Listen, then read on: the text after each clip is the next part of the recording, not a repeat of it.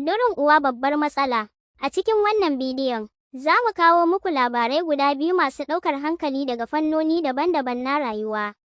Na farko, magana ce mai zafi daga shahararren malamin Tijjaniya, Sheikh Junaidu Abubakar Bauchi, game da masu zagin Shehu Tijjani.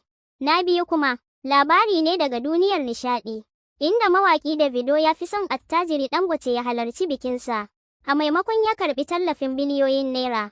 To masu sauraro, ga dai ƙanin labaran. Shahararren malamin Tijjaniya, Sheikh Junaidu Abubakar Bauchi, ya jawo cece-kuce a cikin sabon bidiyo da ya karaɗe kafafen sada zumunta.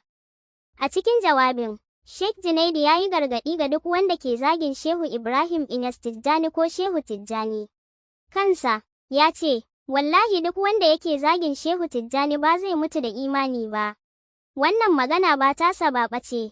Daga bakin Shehu Tijjani da kansa, Shehu Tijjani ya ce, duk wanda ya zage sa kuma bai tuba ba, zai mutu kafiri. Maganar Shehu ce, ba ta mu ba, a cewar malamin. Jawabin ya jawo martani masu ƙarfi. Wasu sun goyi bayansa, suna cewa wajibi ne a girmama shugabannin addini. Amma wasu na ganin irin wannan magana ka iya kawo rarrabuwar kai da rikici tsakanin mabambantan aƙida. Tambaya a nan. Yaya za a daidaita tsakanin gaskiya, mutunta tarihi, da kuma bin tafarki cikin hikima da natsuwa? Sheikh Junaidu ya buƙaci al'umma su riƙe harshe, su tuba, su koma ga gaskiya domin samun tsira. Wani lamari mai ɗaukar hankali ya faru tsakanin attajirin duniya Aliko Dangote da shahararren mawaƙi Davido. Rahotanni sun nuna cewa Dangote ya ba da tallafin kusan naira biliyan 3 domin bikin Davido da shima. Amma abin mamaki, Davido ya ki karɓa. Dangote ya ce Davido ya ziyarce shi a gidansa da ke Atalanta.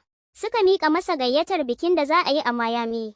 Saboda nauyin aiki, Dangote ya ce ba zai samu zuwa ba. Don haka ya ce, ga kuɗi nan a matsayin gudunmawa. Sai Davido ya ce, a'a, abin da nake so kawai shine ka halarci bikin. Ba kuɗi ba. Dangote ya ce wannan abin mamaki ne. Kuma hakan ya nuna daraja da girman zuciya daga ɓangaren Davido. Wasu sun yaba, suna cewa wannan babban darasi ne, cewa ba kuɗi ake nema ko ina ba. Wani lokaci kasancewar mutum ta fi dukiya. Tambaya, idan kai ne a matsayinka na talaka, za ka karɓi tallafin Dangote ne, ko za ka fi so ya halarci bikin naka? Wannan al'amari yana koya mana darasi game da mutunci, daraja, da cewa ba kuɗi ba ne komai.